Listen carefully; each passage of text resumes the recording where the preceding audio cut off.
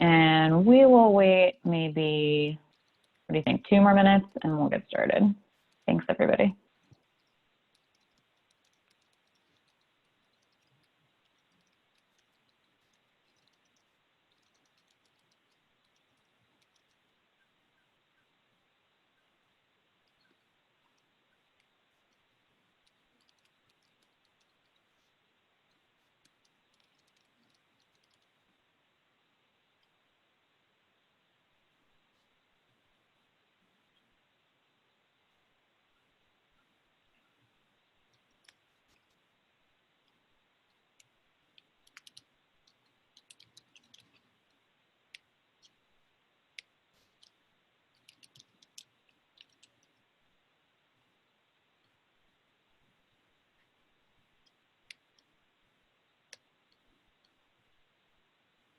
Hey Rose, how are you doing?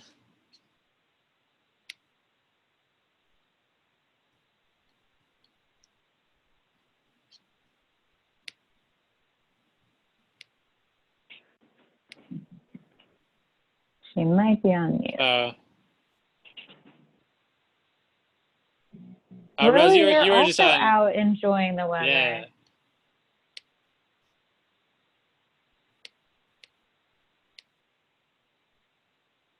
Here, Rose, let me unmute you. There you go, maybe. No? Hey, yay! There you are, Rose. It's nice to see you again. Thanks for being with us. Yeah. Cool. How's it going? It's good, thanks. All right. And then I just had Katie here as well. Hey, Katie. Oh, great. Hey, Katie. Okay, let's go ahead and get started. And I'm sure we will have some more folks trickling in, which is great. Appreciate everybody being on the line today. And because we are a smaller group, I think, you know, we can go around and do brief introductions. And if people want to share, you know, what's on your mind, especially with regards to public safety, like what's bringing you to the meeting this month. It can be the same thing you shared last month if you were with us in July. If you're not able to unmute and want to type something in the chat, I'm happy to share that with the group. It's great to see people on video if you are able to do that, but we know you might be cooking dinner, taking care of folks, so not a problem if you need to turn that off.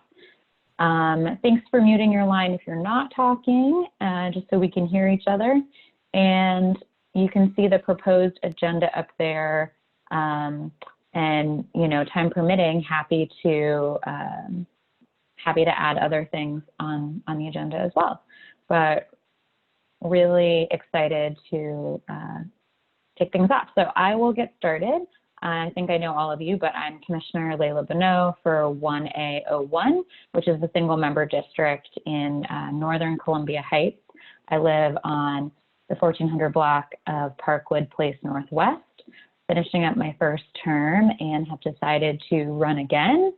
And this is not a campaign plug because I am the only candidate. And really excited to co-lead the Public Safety Committee along with Commissioner Castagnon, who will be joining us a little late this evening. So Bob, can I kick it to you?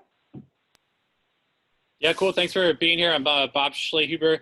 I am the co-organizer of the Ward 1 Public Safety Coalition, as well as a co-organizer with MAMDC, Mutual Aid Movement.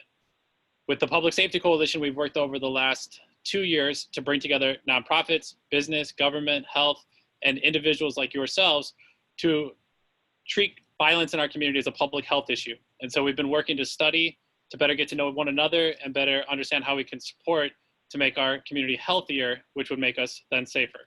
And so I'm excited to co-organize these meetings tonight along with Layla and other commissioners. I appreciate Commissioner Barczyk to be here with us as well.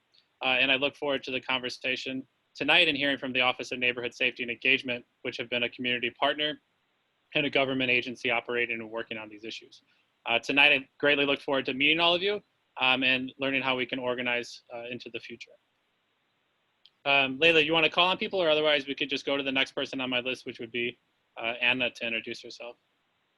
That'd be great. Hi, my name is Anna Laura Grant. I live on Spring Road. I moved in there in around November of last year. I've been in the city for 7 years, but new to Spring Road. And what else? I'm a teacher here in DC. I am here because Layla invited me. And that was in large part in response to some community emails on our listserv about packages being stolen and just the way that we were talking about different people who are present in our community.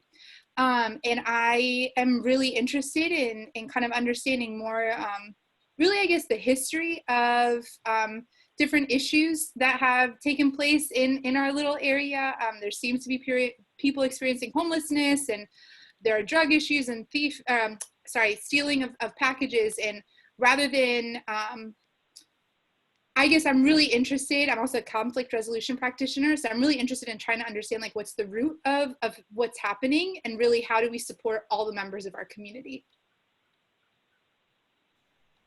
Should I pass it to the next person? That's great if you want to. Yeah, that's really great if Sure. you're here. That's a fantastic introduction. I've been on Zoom a lot. Yeah. No, that's great. That's very concise, and that's perfect. That's really the type of energy we're looking for, and the type of thinking that we ourselves find ourselves in. So let me go next here then. I have Chander. Chander, what's up, man? It's nice to see you again.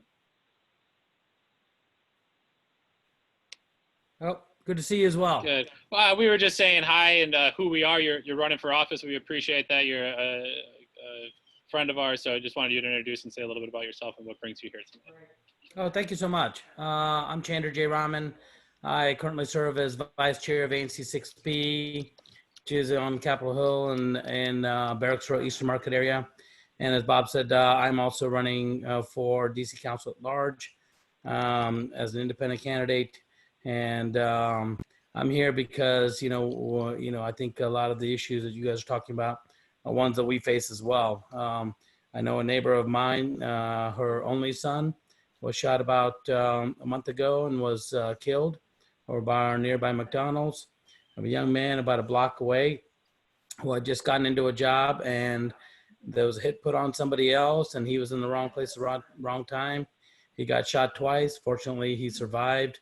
But he's never been the same, and trying to help him heal and trying to get him back to where he was. He was on his way to a path where he had a job, he was making income, and all of a sudden that got shattered, because some two masked folks came in and looking for somebody else and just started shooting. And so that's why I'm here, and I relate and want to hear what's going on there. And plus also I used to work at the Latin American Youth Center and know a lot about the area and the young people that I've worked with there and similar challenges that are occurring there as well. So thank you for having me.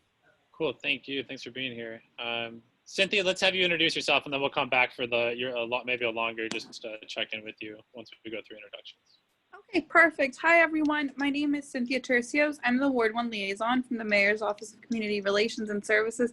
Sorry, that's a long acronym, but we go by MOCRS, and we just help provide resources across the city. So there are 2 representatives for each ward, and I work specifically with 1A and 1D with any issues that come up. So if there are any government services that you all need, I'm more than happy to connect you all. So I'm just joining for awareness to make sure if there's anything that I can help with, that I can go ahead and connect you all with those resources. Thank you for having me on the call. Yeah, thank you. That's great. And Layla here just mentioning that you recently got your master's.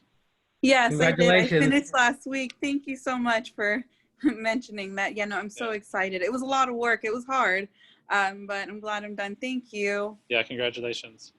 How did you, I don't know how you did those at the same time, but we can talk later. We can. Yeah, I was full time. So that's just to let you know how intense it was.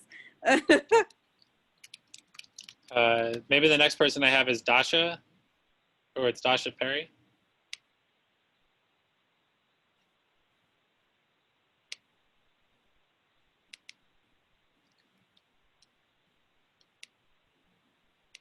Okay, Dasha, just let us know if you can hear us here in a second and jump in, but I'm gonna keep moving and then we'll come back to you after the next person, but maybe you're still on mute. Katie Smith. Hi, I'm Hey. Katie. I moved to Park Road in Columbia Heights in Cool. February. This is my first ANC meeting, so I'm just here to listen and learn. So thanks for having me. Cool. Well, welcome to the neighborhood. I live at 1120 Lamont Street, so I'm just a few blocks over, and I would assume most of our other folks on here live near you as well. So welcome. Thanks for being here with us. Thanks. Paul Jones, my good friend. What's up, man? Had to hit my mute button, Bob. How y'all doing? My name is, and welcome to all the new neighbors to the Columbia Heights community. My name is Paul Jones. I'm a Washingtonian. I lived in Columbia Heights since 1985. I currently live at 2900 14th Street.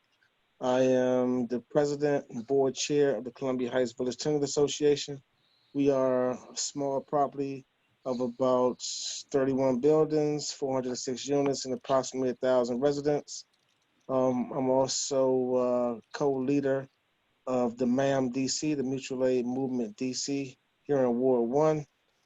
So we've been busy since before Corona, and we've got even extra busy since Corona hit. So thank you all. Thank you, Paul. And we'll tell you guys more about Mutual Aid Movement, MAMDC, if you want, or you can go to themamdc.com. And so I'll put that in there in the chat box for people to see. Rose, hey, Rose. Let me just say, Rose, when you just need to unmute you real quick before you can talk, I just want to thank you for being one of our most committed community members on these chats. And I find myself in the same room as you often, and I really appreciate you always being there. Oh, yeah, I don't have any positions. I'm just a longtime resident of Columbia Heights, and I've been on Perry Place for about 30 years. And I wouldn't live anywhere else. I think it is a terrific neighborhood, and I'm glad to see that there are people joining this. I hope many, many more people get involved and become residents with benefits, so that they really get involved with the community and not just stay in their houses. I've been working with Cynthia and others about just after the shooting, but for a long time we've been requesting help on the 3600 block of 14th Street for additional lighting and additional services, social services, etc. there. I understand Cynthia went and talked with many of the businesses who are terrific small businesses on that block, and we want them to stay. And hopefully we will get more lighting there, and we will get services for some of the people who are addicted to alcohol or other substances, and so that they can truly join and be part of the community and be happy and healthy. And I'm always glad to help with organized groups that want to contribute to our community. Wow, thank you so much. I really greatly do appreciate that. Satara, I'm gonna mess it up now, so excuse me. Satara. Yeah, you got it, Satara. Okay, Thank excuse you. me. If you want to No, just no worries. introduce yourself real quick, and then we'll get to your presentation afterwards. Sure thing. Good evening, everyone. My name is Satara Yell.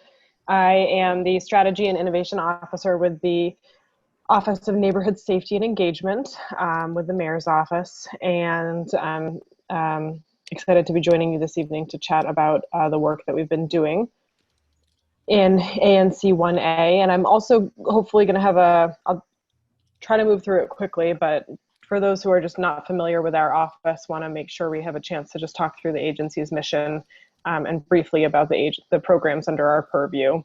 And then, looking forward to hearing from folks about some of their community concerns. And it sounds like everybody here is doing some really incredible work, mutual aid work, and that's very cool to hear. So looking forward to the conversation. Yeah, we really appreciate you being here. The work that Ward 1 Public Safety Coalition is doing grew out of what was called the NEAR Act study group, the Neighborhood Engagement Achieves Results Act, which was written in 2016. And that bill established the Office of Neighborhood Safety and Engagement. So it's really remarkable to have been in the start of the process of the conceptualization and implementation of the organization. And then now 5 years on, you're now in this position and joining us. That's so right. It's pretty neat to see. So we'll look forward Very to cool. that. Commissioner Rabarchik, nice to see you. Hi, everyone. Very glad to be here. Thanks, Bob. Yeah, usually I don't pop in for public safety since I took over transportation committee. I'm commissioner for 1A03 by the Columbia Heights Metro. I know I've worked with a number of you on transportation related issues, Rose and Paul, obviously. So I'm just glad, and I'm here today just to learn about what ONSE's plans are for FY21, because I was plugged in about FY20. So thanks for joining us tonight. Yeah, wonderful. This is great. I'm going to come to Nan next. I am going to ask if you're on the phone. We just have one person on the phone. Your last 3 digits are 447. I'll ask you to introduce yourself after Nan, but just to give you a heads up. But go ahead, Nan. Are you there?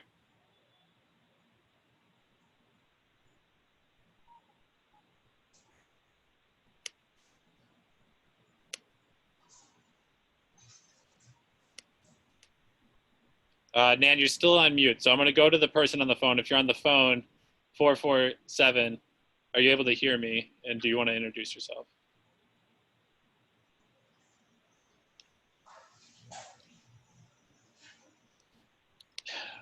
Okay. Is anybody else not introduced themselves? I think that was everyone.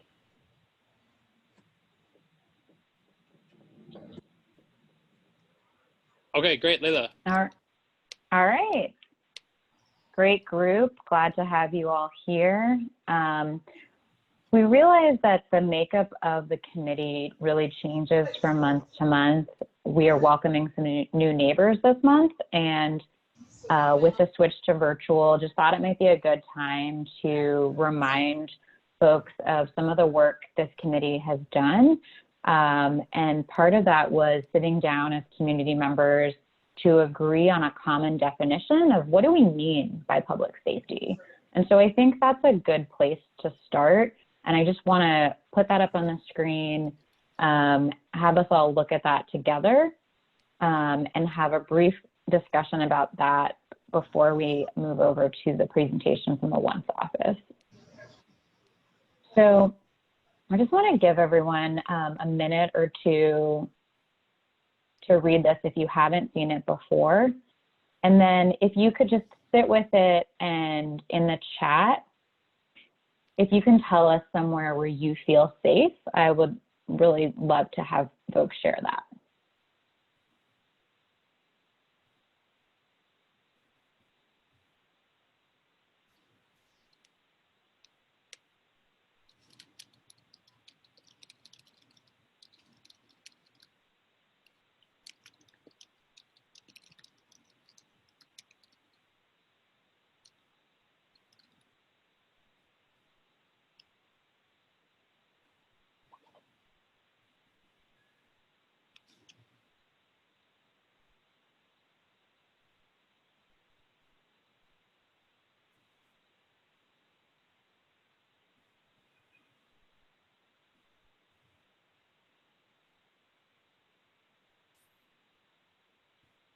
Let's give folks another minute as you read this definition and sit with it and think about where or when do you feel safe.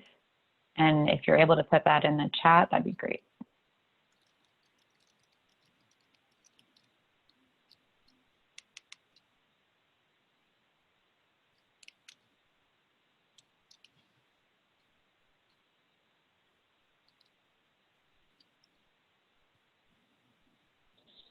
Okay. And those can keep coming in if you're still working on that. I just want to share a couple. So we are seeing, I feel safe with my family. I feel safe in my home, at work, in my bedroom, when I'm surrounded by others. And so I know a lot of our public safety conversation looks at it with this public health lens. And so I think it's important for us to recognize those places where we feel safe as we talk about that intersectionality of those other policy issues impacting public safety, right? So when we're talking about having a home, having safe and trusting relationships with family and friends. I appreciate Bob shared, as a tall white man, I realize I feel safe in a lot of places. So just sitting and recognizing our own privilege, I just appreciate us. I know we don't all know each other, but just sitting with that and thinking about those privileges that we have and those times and spaces that we feel safe. All right. And if you have feedback on this definition, like, I really wish it included X, or why did you all, talk about Y? Would love to hear that feedback as you sit with us as well. And now I'm going to turn it over to Satara, and let's see if we can get screen share working. I'm going to stop sharing, and we'll see each other here. And then when you try that share screen button at the bottom middle in Zoom, what is it? I see host disabled attendee screen sharing. Okay, so let me make you a co-host. And we'll try again.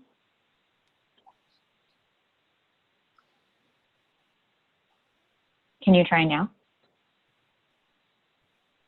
Yes, it looks like we're good to go. And let me see if I can.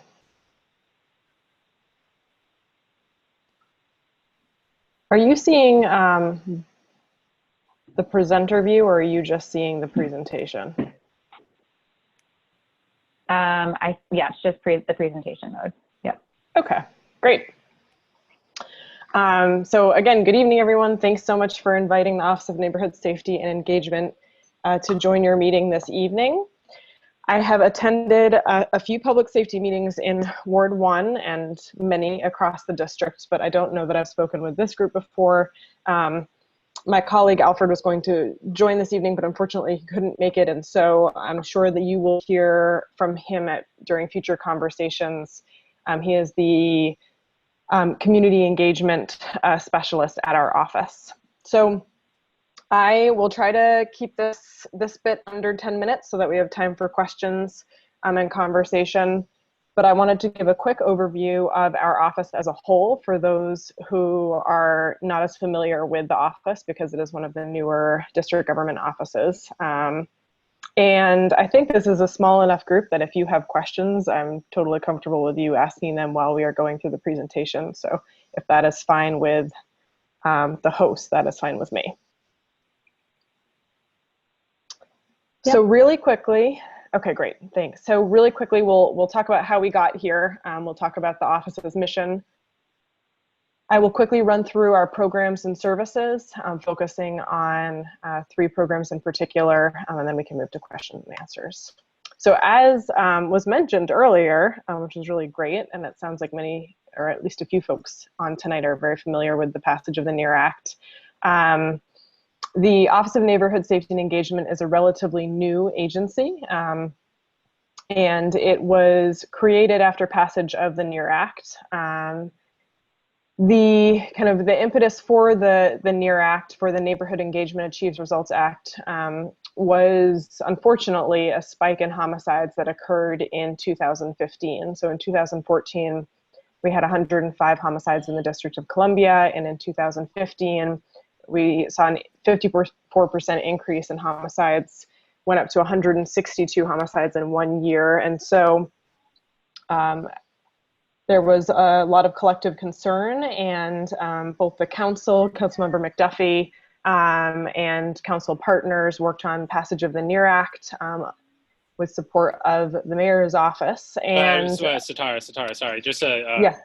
Let me just jump in real quick. As I mentioned, yeah. we had helped organize the movement that wrote the NEAR Act.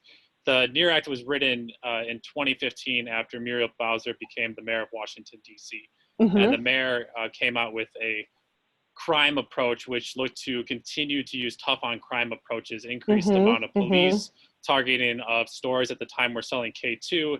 And we were seeing increased drug traffic for the new spike in it. And so we tried to have warrantless searches of people with gun records, felony records. The mayor did not support the bill. She gave $0 to it after the council did unanimously pass it 13-0. But that bill was written in opposition of the mayor.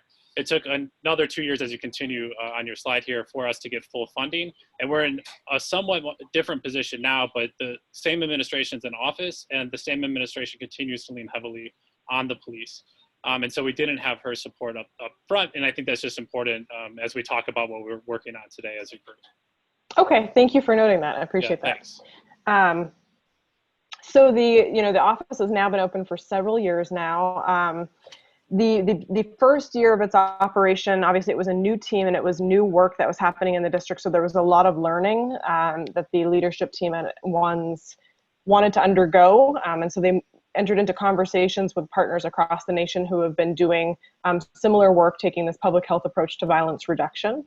And then about a year after the founding of the office, we launched several of our programs. In 2018, we launched the Pathways program and our Violence Intervention Initiative. And those are kind of two of our flagship programs. So if you've heard of ones, you've probably heard of one of those programs. And of course, now we're several years old, and we've learned a lot during our founding years. And are excited to share some updates about what is to come.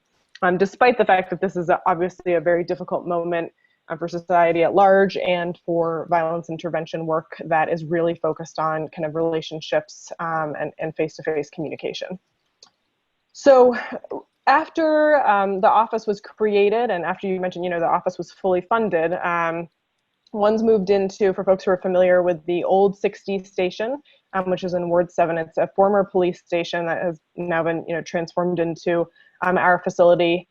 And ONES leadership wanted to make sure that we were taking the right approach to implementing new programs in the district.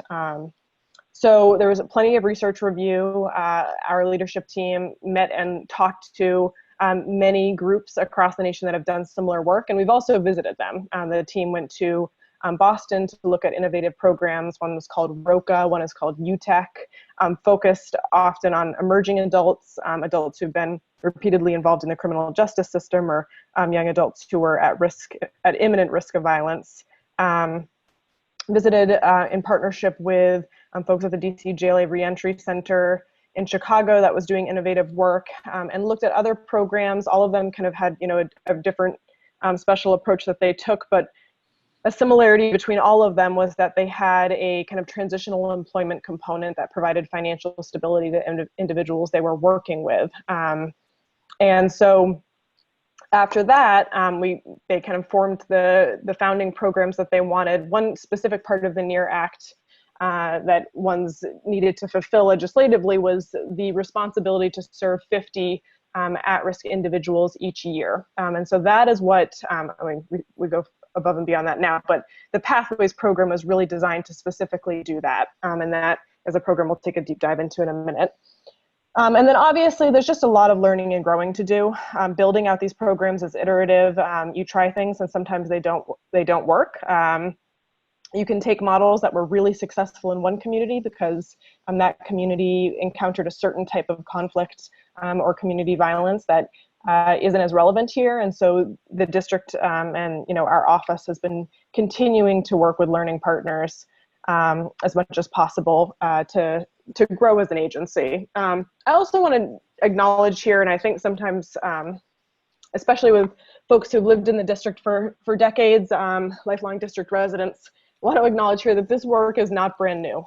This work happened in the district several decades previously, and it did lay dormant in the district for a while. It was not funded by government or by private funders, and so just want to give credit to the fact that there were a lot of groups, Ceasefire Don't Smoke the Brothers, Peaceaholics, other groups that were doing really transformational work in communities and in schools, and we're already kind of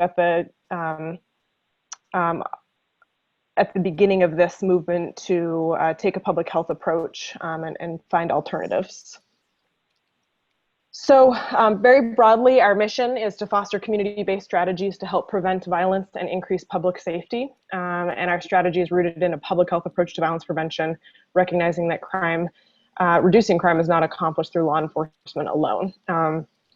In terms of, violence is a very broad concept. The type of violence that one's most heavily focuses on is community violence or urban violence.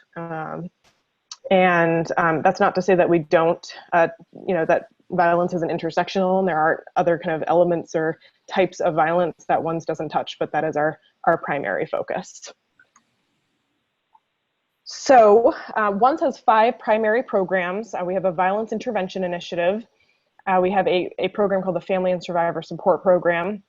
We have a school-based program, which was in its pilot year last year at Anacostia High School. Obviously the school year was disrupted, but the program continued virtually. We have a special program called the Community-Based Crime Reduction Program that is a grant-funded program. And then we have our kind of flagship, very intensive program called the Pathways Program. The Violence Intervention Initiative is our boots on the ground, kind of frontline violence intervention and prevention work. And we do that work by partnering with 3 community-based organizations, Training Grounds, Far Southeast Strengthening Collaborative, and Collaborative Solutions for Communities. And Collaborative Solutions for Communities is the organization that we contract with that is serving Ward 1. And just want to point out, so the school-based initiative, like I mentioned, is at Anacostia High School, and our Pathways program is also done in partnership with quite a few other district agencies, the Department of Employment Services, CSOSA, and DYRS. So the Pathways program is it uses kind of a traditional transitional employment program model. It is not purely a transitional employment program, so I don't want to kind of mislead folks, but employment is definitely a component of it. The Pathways program is charged with working with those who are most at risk in the community. And so we have individuals referred to the program from credible sources in the community, perhaps our violence interventionists at times. We have referrals from CSOSA and referrals from other community-based organizations that we partner with. And the individuals who are referred to this program are at imminent risk of either being involved in or becoming victim of a violent crime. The program features a 9-week classroom-based component at the start. So individuals are on site at our office, and we really try to serve the entire individual. We have elaborate safety plans in place because oftentimes we have individuals when a new cohort starts. There may be individuals who are from different areas that are in conflict, and so safety is our absolute most important priority. And very thankfully, we have not had any incidents on our premises to date. And one of the reasons for that is because of lots of planning, and also because the minute folks walk into this program, I wish everybody could see it. And actually, I will share a video of this program. I'll send a link to it, but I'd love to share with everybody because I think it does a much better job at showing the impact of the program than this PowerPoint. But participants really just feel the love when they come in. Like our staff, our program manager, and the staff that work in the Pathways program are 100% dedicated to the success and the safety of the individuals who walk through our doors. So after this 9-week component, where there's a lot of experiential learning, there are outings to help kind of build teamwork and community and build trust between cohort members. There is a phase of subsidized work, and we are able to provide that in partnership with the Department of Employment Services. And so participants will do up to 6 months of subsidized employment, often with private partners who are very supportive of working with folks who may have a criminal history, or with district government agencies that have vacancies and are looking to hire. And then after that phase of subsidized work, there's retention. So we're constantly in contact with the guys who come through our program. And I say guys because we've not served any women yet, but the program is open to both women and men. And, once you're kind of an alum of the program, you're connected to the office for life. And we are path makers, our credible messengers, our case managers, all of our staff, follow the individuals who they've served much longer than kind of the program, says on paper, to make sure that they're doing all right. Just want to highlight a few of the services that the program provides. We have a really terrific clinical provider, Community Wellness Ventures, that provides counseling and mental health services to the individuals in the program. And then we provide breakfast and lunch every day. We want to make sure food's not a barrier to success while folks are in the program. One of the most interesting and kind of innovative elements of the program is a lot of the individuals who we serve are under community supervision. And there are a lot of obligations to meet when you're under community supervision. There may be weekly appointments, drug testing, et cetera. And so we have worked with CSOSA to have a space on site where participants can meet with their supervisional officers, and that allows them to really know that we're kind of working together to help them, and that we're not going to try to make appointments that have conflicts. We're there to help them with their schedule and all of the commitments that they have to make at that point in their life. And we have a really terrific PO who is on site, who understands the mission of the program and is there to help the participants meet their obligations. Also within our office, we have the Office of Neighborhood, we have the Office, OSSE, Office of the State Superintendent of Education. It's too similar to our acronym. They have a wing in our facility, so a lot of participants who come through this program who would like to complete their GED or continue some educational pursuits are able to do so on site with OSSE, which is really terrific. They have their re-engagement center there. We provide transportation benefits and of course a stipend. We want to make sure that folks are earning a wage while they're in this program, and we have a host of family support services. I'm going to speed it up because I feel like I'm taking too long. So our violence intervention initiative is, like I said, our boots on the ground approach. And if you think about it, think about one's programs, I recommend folks don't think about them in a siloed manner.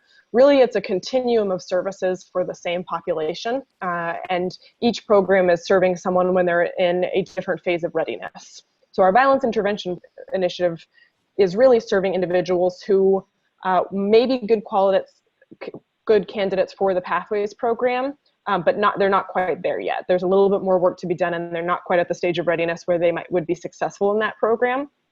So they kind of flow into one another. The Violence Intervention Initiative is our Violence Intervention Initiative is working in 20 priority communities across the district, including the Columbia Heights neighborhood. And our contractors there, like I said, are Collaborative Solutions for Communities. And so what this means is we have part-time and full-time violence interventionists who are dedicated to that neighborhood, working on group and crew conflicts in that neighborhood, and are spending at least 30 hours a week in that community. Obviously, this has been a little bit more difficult to do in this moment of COVID, but unlike many government services and programs which needed to be shut down for safety reasons, we fully resumed our operations in phase 2, and we are trying to practice as many safeguards as possible to keep both the individuals we serve and our employees safe. But we can't afford to let the work come to a screeching halt. The Violence Intervention Initiative is really about meeting people where they are. And like I said, this is really, we talk about stages of readiness. So if you think about someone who's very much at risk, that's all the way on the far left in kind of this contemplative phase. And so that is when our violence interventionists, if they don't already know someone because they're rooted in the community, are going to start to try to build trust and get to know this individual. And this is kind of this phase, pre-contemplative and contemplative. What our staff are doing is what we call relentless pursuit. They're constantly reaching out, and they're not giving the person, if they think that they are at risk, they're really not giving them the option to say no. They're going to keep going back to offer services, figure out what ways they can build trust and serve this individual so that they can help them achieve their goals and be out of harm's way. when folks move kind of through these stages of readiness, from pre-contemplative to contemplative to preparation to action, and then of course to maintenance, because we know without maintenance folks can relapse. Our staff have different programming and services to really meet folks in those different stages. So perhaps in pre-contemplative, we identify a young man who is at risk, and we don't have a prior relationship with this young man. There's no reason why he should trust us or want to be willing to accept our support. And so through relentless pursuit, through saying hello and getting to know them, and perhaps identifying other individuals they may know who we can build a relationship with, we can figure out what their most urgent needs are. But what's really key is that if someone asks us for assistance during this phase, and we make promises that we don't keep, we will lose them. And we will also lose our reputation and our ability to work effectively in that neighborhood. So this is a really critical phase in terms of trust building. And then gradually, we identify the appropriate referrals or placements or services that this individual might need. So it's really a person-based approach. But what I'll say is that in addition to that, we have this group-based approach. So on the bottom, you see this red bar. So while these individual interventions are taking place, our violence interventionists are also very much aware of the group or crew conflicts that may be happening in that neighborhood or between that neighborhood and surrounding neighborhoods. And so they are also taking kind of a group approach to work on cultivating ceasefires or mediations, and empowering individuals in those groups to help move that work forward. Finally, we have our family and survivor support program, and this is really this is the aftermath of violent incidents. This team is working with families and survivors, and so anytime there is a homicide, a juvenile shooting, stabbing, or assault, or an adult shooting, stabbing, or assault that's deemed to be gang or crew related, it is referred to our team, and our team immediately reaches out to the family to provide assistance. The day after an incident takes place, our team coordinates a call with 14 government agencies to determine needs. And this team, unfortunately, receives a lot of incidents, and in 2019, they responded to 273 incidents, which was up significantly from the previous year. I don't think I have enough time to go into this next bit, so I might skip this and just link to our website where folks can read about the school-based initiative, if that's okay with folks.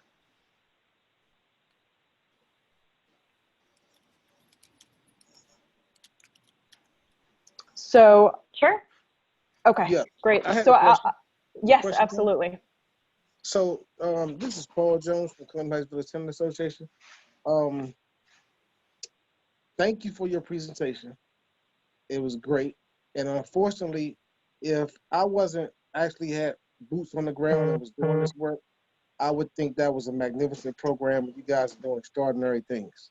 But because I'm here on the ground and I see that you guys are not doing a lot of the things that you're saying you're doing in my community specifically, it's disheartening to hear this great presentation. And I really don't see none of the things that you guys are doing. I've been in office since 2018, and no one from the Pathways program has came here and actually explained to us or my organization how it works. My question is, what tools are you all using to gauge your effectiveness of your particular program? Because I hear you're doing a lot of things, but when I ask this question, then I've had conversations with people from the CSC, and I know I'm gonna get a call probably tonight or tomorrow from CSC regarding my statements on this call, but it's just hard for me to sit here and I wasn't gonna interrupt you while you were talking, but it's just difficult for me to sit here and hear that this presentation that you're giving of this vainglorious program that sounds great, but is not reaching our people. And when I speak to the council member's office, I speak to the mayor's office, I speak to CSC, I contact the one's office, nobody can tell me what tool is being used to properly oversight to see if you guys are doing what you're saying, what you say you're doing, and is it effective? I've also sent a letter to the one's office and to every council member asking for a partnership directly with us, the CSB Tenant Association. And I understand that usually when people do partnerships, they're asking for you to, they say partnership, but that means that you come into our property and you spend all the money and provide the resources. We have resources. We would like to have a legit partnership with tools to gauge the effectiveness and not just give money to organizations and nobody's doing any follow-up. Nobody's doing no checking. And I think, and I'm not going to say the program is needed, but when we have these programs, there has to be a tool set up to gauge the effectiveness or the ineffectiveness of it. And it's just appalling that you guys come on these presentations and you talk to people that don't know you, that haven't never seen you before, and you have these nice pictures and these nice fonts and these bullet points, and it sounds fantastic, but the war is outside and you guys are not fighting that much. We've been boots on the ground since before Corona. When Corona hit, our hours didn't scale back. We still continue to do 14 and 16 hours a day. And we're not government. We don't get paid large sums of money to do our work. How can any of you all, not you specifically, but how can anybody in your office do outreach virtually? If you got dudes and do outreach virtually? Yeah, if they outside shooting each other and stabbing each other, how can you reach them virtually? Yeah, no, I mean, we're not doing outreach exclusively virtually because it's impossible. Absolutely. Yeah, but no, I appreciate you speaking your honest opinion. I think that this work is, it varies by community, and in some cases, folks feel like they don't see us in the neighborhood, and that is partially because our approach is not kind of bright and it's not on the corner. We don't do the approach that is really about like having a heavy geographic presence on one block or one street corner, because our approach is about working with these key individuals, looking at individuals who have been caught in a cycle of violence, and instead of being out on kind of the street corner in a bright jacket, we're in the living room talking to mom or older brother to figure out what is it that we can do or what services can we provide. Sure. Excuse me, man. Hold on for a minute, Bob. Excuse me. Sure. You're not in the living room because of the coronavirus. So that means 6 months you guys haven't been nowhere. No living room, no front porches, none of that because of the coronavirus. So you're just telling us something that's not correct. You're not let me just jump. Hold on real quick. Let me just jump in real quick. Yeah, sure. I think the reason that I wanted to mention that in 2015, the NEAR Act and the One's office was in a place of opposition from where the mayor stood, because that administration's still in office. And that administration, as well as the council now, is not committing the resources and the funding to robustly fund the One's office, to put in a large scale operation, Paul, that I think you're speaking to. And we're seeing $3 million, $5 million of a $9 billion budget go towards these programs. These programs are to do wholesale systematic change of how we see violence in our community. You're not going to do that with $3 to $5 million. There's how many organizations and businesses that have a larger operation and budget than that in Washington, D.C. It's not happening with that amount of money. And so, Satara, I think our frustration, at least my frustration, is with Del McFadden, the director, and with Alfred Duncan, who was supposed to be here on the call tonight. It's with your bosses, it's with people that are in higher positions than yours, that we're frustrated with, because not only are their programs not funded with that little bit of money, the type of engagement they're doing is not working. And you've been at the office for a year, and so I appreciate you engaging with us. We've tried to engage with the One's office. We try to reach out to these folks. We try to build in our community, and it's very difficult. And so I'm going to say that I would just like you to talk a little bit specifically about what your job is, because you said strategic innovation. And ma'am, I'm sorry. And I do want to just give Zach Rabarczyk a word too, who's also been waiting for a second. Yeah, absolutely. But hold on real quick. Let Paul and then Zach go real quick. I think it's unfair that they put you out here. They know that the person or persons that have the answer is Dale McFadden and the other guy from Mumble Sauce. They know that. Why is Alfred able to have answers that I don't have? I'm sorry, I'm not clear on that. Because from our understanding, they are the people that actually the boots on the ground. They are the people that's directing the people that's here. I've worked for the collaborative years ago under Marion, and I did the work. So I was on call 24 hours a day. And when a murder or a shooting happens, myself and one of my coworkers would respond to the scene. Yep. We would go into the living rooms, but we would also reach out to people like myself that work in these community-based organizations, like the Tenant Association, like the Latin American Youth Center. We will reach out and talk to these people and share resources on how we can help each other.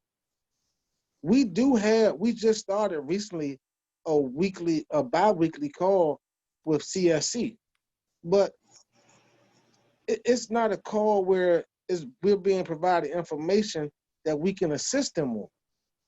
It's just a call to say that we made a call to the Columbia Heights Village Tenant Association so they wouldn't say anything.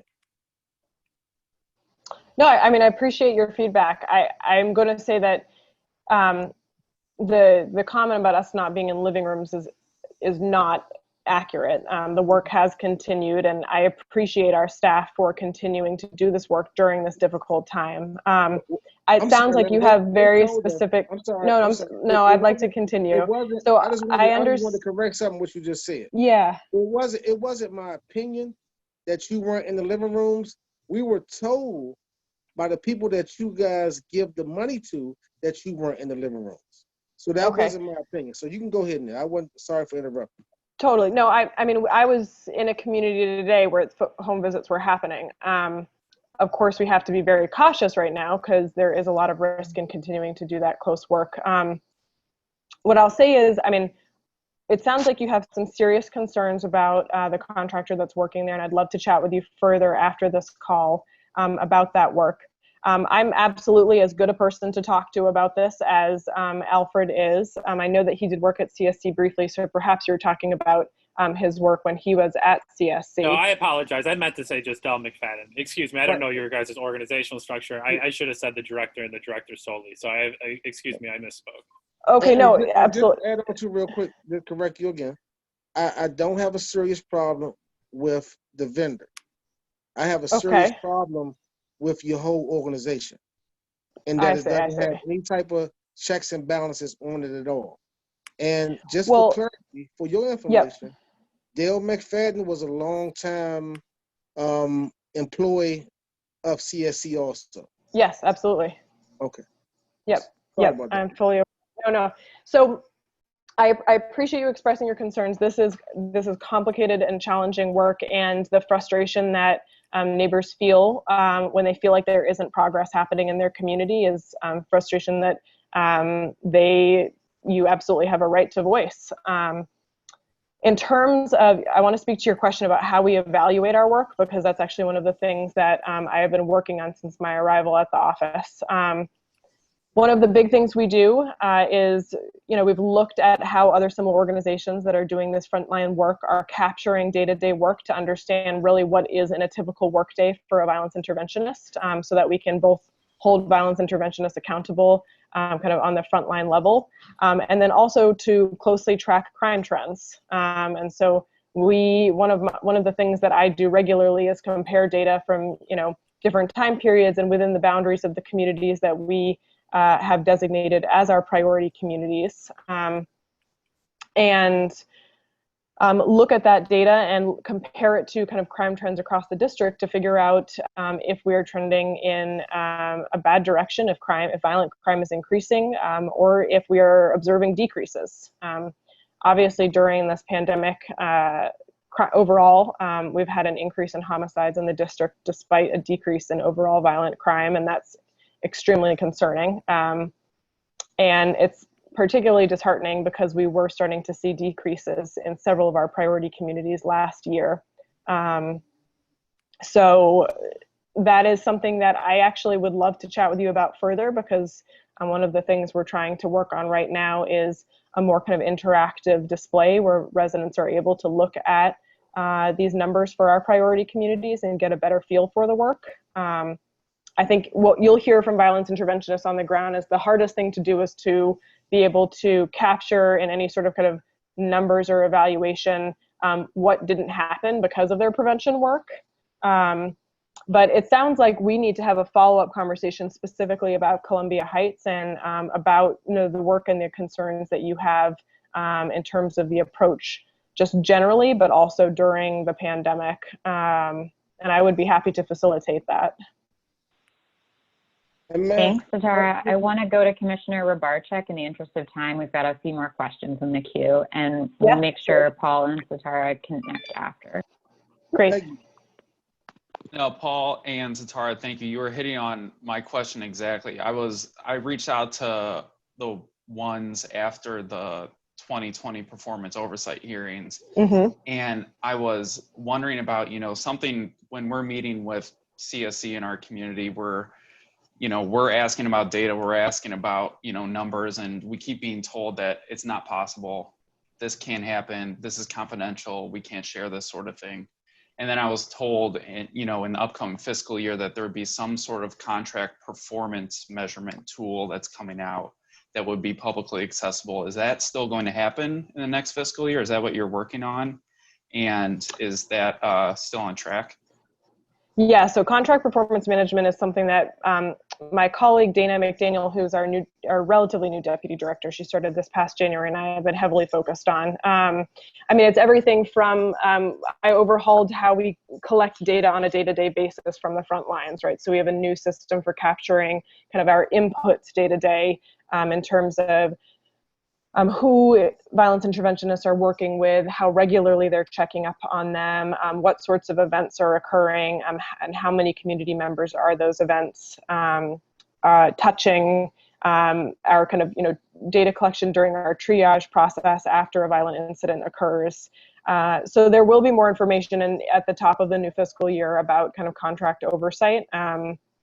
And like I said, one of the things that we want to do, I don't know if folks are familiar with crime cards from MPD. It's kind of an interactive data tool that allows folks to look at both Part 1 and Part 2 crimes, violent crimes and nonviolent crimes in their district. They can see it visualized on a map. We're working on putting together a tool that would allow folks to have kind of a more interactive access to the neighborhoods that are being served by, our violence intervention and prevention work. There's a lot to it. It's, there's a lot to building that out. And obviously there are some privacy concerns, but at the very basic level, what we want to be able to make public on a quarterly basis at first to start will be what are the numbers like in priority communities? And the fear there is that folks think this will be a report card, but we know that not every violent incident that happens in a community may be crew or gang related, and so establishing kind of context there is helpful, but that is something that we're working towards, so that the public has a better understanding of how that oversight works, and of at least kind of from a data perspective what the outcomes are. Thanks. Rose, you had a question you put in the chat. I don't know if you want to unmute and ask it directly, or I'm happy to read it.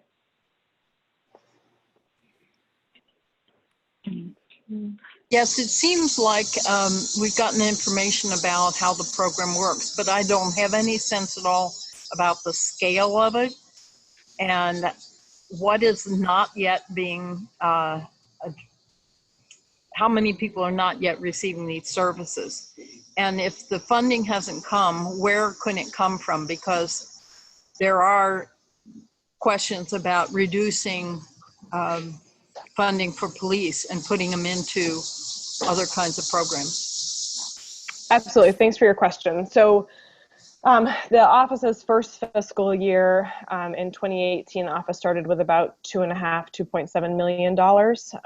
And we have had consistently funding increases as an office, which is the trend, a good trend for us. This year we have about, our overall agency budget is about $7.5 million. What is the scale? I'm sorry, what is the scale? If there are 100 sites that are needed, how many sites are you currently covering? I mean, it's not quite scale. Yeah, I wouldn't be able to answer kind of a scale question because it's not quite that simple in terms of the number of communities to serve. There are communities that are also being served by other violence intervention groups that are operating in the district. So there are additional violence intervention and prevention funds that don't come through one's office. Rose, one thing I just want to add is we're looking to address the root causes of violence through this work. And that comes down to education, housing, food, and shelter, as well as somebody's having a purpose or a job or opportunity. And so what we're trying to deal with are the symptoms of us not addressing those root causes. So there is no amount of money that ever will address the symptoms. We need to focus on the root causes and the larger structures that we're talking about, which are corrupted by capitalism and racism. And so that answer for us, when we talk about how much money is needed, obviously there's a funding gap between $7.5 million to the one office and about $535 million to the Metropolitan Police Department. And so I appreciate you asking that question, because we end up talking about even decreasing and not having increases in the Metropolitan Police Department budget. And that's like small change. That's $15 million of a $9 trillion budget. I mean, we're working $9 billion budget, excuse me. We're really working around the edges. And so a lot of this stuff's frustrating because it's the Band-Aid fix. Which is remarkable, and I do appreciate some of the work that the One's office is able to do within that system. For us, it's just frustrating because it doesn't ever feel like it adds up to this kind of broader, larger societal change, from my perspective. So just to finish that out, our total funding will be about $10 million in the new fiscal year. And yeah, I won't be able to speak to our kind of larger budget and priorities as a government as a whole, but that is the level of funding that One's has in the new fiscal year, and it has grown since the office was founded. A challenge I will note in this work in terms of scaling violence intervention services, and I would never say that we don't need more, is that we have to scale responsibly, that is, something that we consider as we're thinking about adding new sites or onboarding new staff. There's a level of kind of training and trust that needs to happen in each of those situations. And we don't want to do irreparable damage by moving too quickly in some areas. But in terms of the number of priority communities that we'll be serving in the new fiscal year, it'll be the same number that we served this year. It'll be 20 priority communities. So I'm keeping an eye on the time. I think if Satara is willing to hang out for maybe 10 more minutes, we'll continue this discussion and then close out on our final agenda items. Satara, does that work for you? Yeah, absolutely. Okay, and then I want to invite others on the line who haven't had a chance to jump in yet. I know we have another question in the chat from Commissioner Robarczyk, but before we go to that, fine if you are listening and don't have a question. I also want to invite our other co-lead for the committee, Commissioner Castagnon, just to say hi and introduce herself. Hi, and thank you all for being here. I will continue listening. Thank you for leading on this. No problem. So Anna, Katie, Chander, if you have anything, it's been a little hard to jump in tonight because we've had such a great, robust conversation. So feel free to put something in the chat or Chander. Yeah, I mean, I've run these kind of programs before. I ran something very similar at the Latin American Youth Center. It's called Youth Build. And it was a GED and job training program and job training in the field of construction, much like this one. We paid for that training. And then I'm also on the board of the what's called the Jobs Coalition. And that is a really cool partnership. It's a partnership between the faith industry and the construction industry, specifically for returning citizens. And where the faith community does the setup in terms of life skills and making sure they have food, clothing, shelter. Because unless you address those, you're not going to get them to try and start a job. It's not even fair. So they work to address those core three primary needs, and then once they're ready, then the construction industry guarantees them a position to start in an apprenticeship program that's paid so they can move. Now, this is all paid for by private funds. And I think there What was your annual budget with Youth Build Washington, D.C.? Annual budget for youth build was, we had a grant for, I believe, $350,000 annually. Yeah, great. And that served approximately 45 to 50 kids, young people. We started out with 60 students each, recognizing that some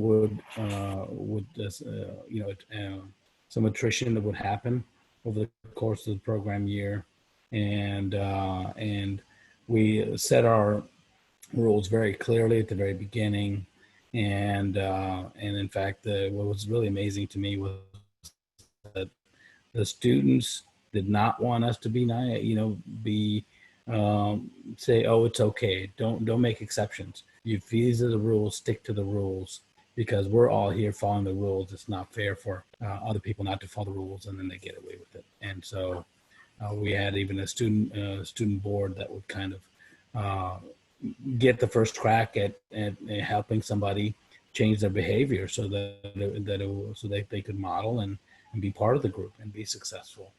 And so it was really, really quite involved. And we had a counselor there that would rotate and having the young people talk about the trauma that they were experiencing. That lingo was not what we used. It was just a regular counseling every day. And we just rotate through the students, and they have set times with the counselor, and it really, really helped them.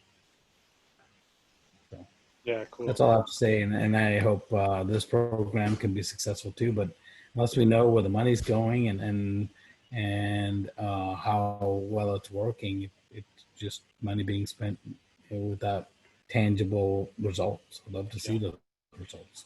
Thanks for doing that work. I think we overlook, Paul, I always appreciate you. I mean, doing social work, the mental toll on the workers and people that work in education too, Layla and Angelica, this work is exhausting. It's incredibly emotional. It's at the front lines like we talk about. And so I appreciate you doing that work, which is really important. Anna, Katie? I just wanted to, or Layla. No, I was just going to say, I think Anna, you're a teacher, right? Yes, Anna Laura. Oh, yeah, sure. Yeah. Anna Laura, sorry. Yeah, I teach, I facilitate restorative justice circles and run our conflict resolution program, and then I teach DC history. What school? Washington Latin Public Charter School. Oh, great. So as someone who works in a charter school, I understand and really appreciate kind of like the Band-Aid solution and still needing to look at kind of the larger structural things, which is something that has been brought up here. My question is, as a resident in Columbia Heights, what do I do when I see folks who clearly need help on the street? And I see now I'm learning about a program like this, which, has clearly limitations, but might also be useful. And how do we, so what do I do, and how do we engage as a community to talking about like alternatives to just calling the police, for example? Yeah, and that was in my ask, Satara. If for one thing that we wanted to do in my ask for the ones office that I hope you can take back to your colleagues, is that we wanted, we've been trying to increase communication and strengthen relations between diverse community groups, as Satara was saying, get out of our silos. And one thing that we really need is to get resources to people's hands of alternatives to police. We've had a really great handout that we've done the last like 2 or 3 years, and I can send that to you, Satara. It's the starting point. Those numbers are outdated. There's mutual aid work that's happening, right? Like MAM-DC now exists. There's the Ward 1 mutual aid network that exists. There's all these different Department of Behavioral Health. It constantly is changing. It's hard for us community members to keep up with the government when things are constantly shifting. But we would really love your support, the office, and coming up with a new resource list and funding to help us distribute like I don't know, the guy that I moved in his apartment, there's a magnet that's like 12 years old from ANC 1A with like contact numbers and stuff. Like, I love it. Maybe something like that, but we'd love your support on that. But go ahead and talk about the other ways maybe. Yeah, absolutely. So when I was looking at the email chain, I saw the message about that. I think there are a lot of community members who are creating their own resources right now. And so there's a whole host of numbers coming through and verifying that information, making sure it's accurate. There is a kind of virtual resource library that we use internally, and I'm happy to kind of look through it and have a chat with you about what gaps you think are on yours. I think the challenge is, for neighbors, when we're giving them some options for resources that they can access, whether or not it's kind of Department of Behavioral Health kind of like a crisis response group, or some resources through DHS or other government programs or local community organizations is not providing so much that the community member is overwhelmed as to how to select, is really trying to think about, like, in that specific community, what are the most common concerns, and how can we put together a short list that's not overwhelming, that will help community members start to take that action if it's something that they've never done before, kind of having an accessible entryway for that. So yeah, I'm happy to chat through what are some of the existing resources or newer resources that have come online. And I think the mutual aid stuff is great. I've been outside of work doing a little bit with Sanctuary DMV, and it's just a lot of folks who are taking a new interest in this community work and starting to learn a lot more about their neighborhood than they ever have before in this moment in time. Great question, and thanks for that. Commissioner Barczyk asked, and I don't know if this is a short answer and can be our final question, but about the coordination between, you can ask your own question. Yes, go ahead. It's probably a long question. You mentioned other programs that, also have violence interruption aspects to it. And I was wondering if you could talk about that, or how ONE's, works with the Attorney General's programs as well. Yeah, absolutely.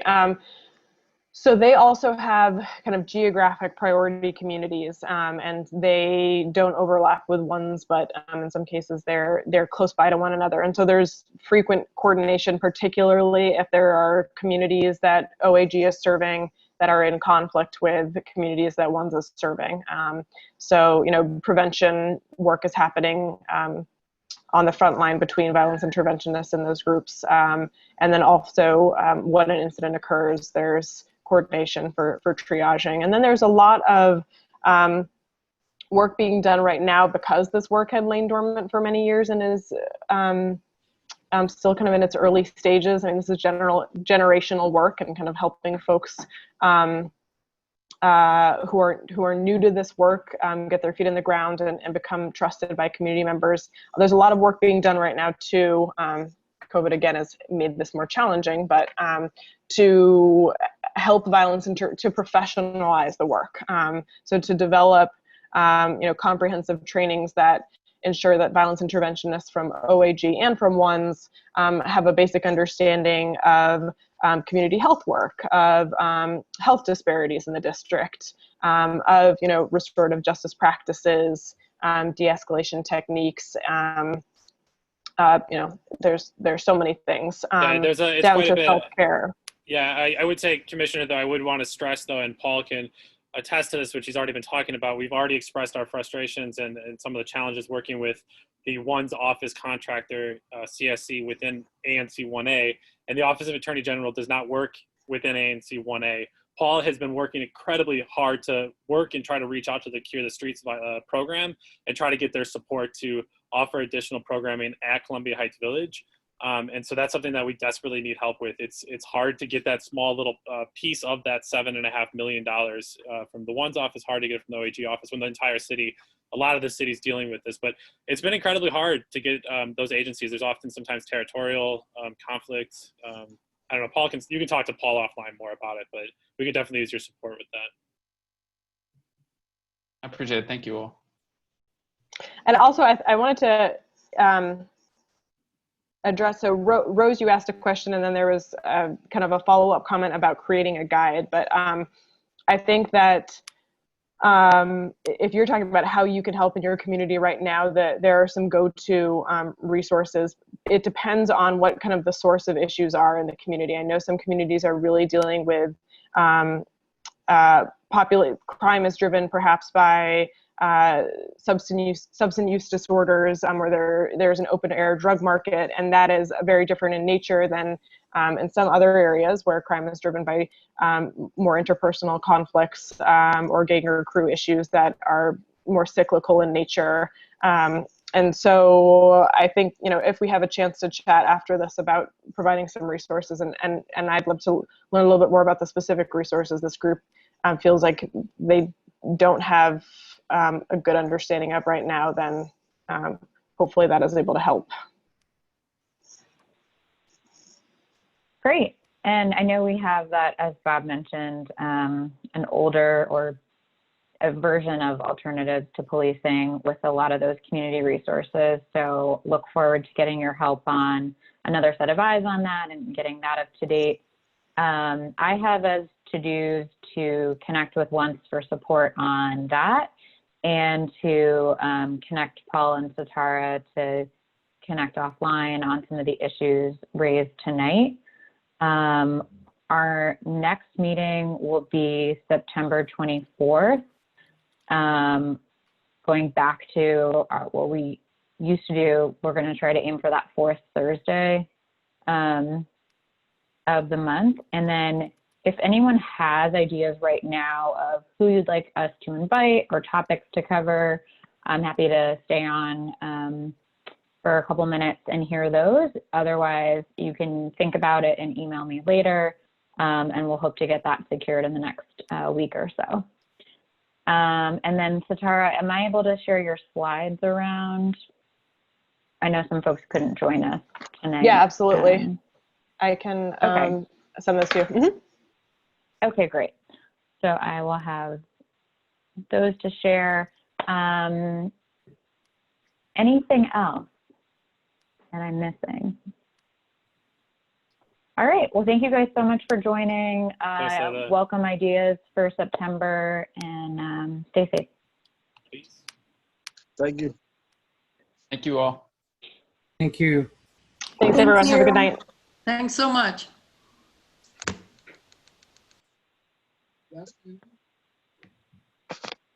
Yeah. Okay. I thought we were staying on. We're the only ones left, huh? We're the only ones. What do you want to talk about in September? Should we invite OAG? We should invite OAG. Thank you for doing this too. Okay. How far does your territory stretch? And I know I'm familiar with your street. It's 14th to 16th, Ogden to Spring. Okay, I got you. Okay. And then, Paul, did you get Satara's email here? You want me to chat it to you? Oh, you get, yes. And I'm pretty sure Bob has it too. And yeah. I guess the thing is, I've done the work. I guess the question is, who's the person right there on the phone? Do we know who that is? Who's the person? The 202, the last digits of 447. Oh, yeah, that would be good to know. Hi, who's on the phone? Oh, goodness. I will just remove them from the meeting. Oh, you pressed the button? I mean, I get if you like have stuff going on or you're like away, but then you can't just like lurk for the whole meeting. Right, Oh, let me also stop the recording. Sitting there hiding and don't say nothing the whole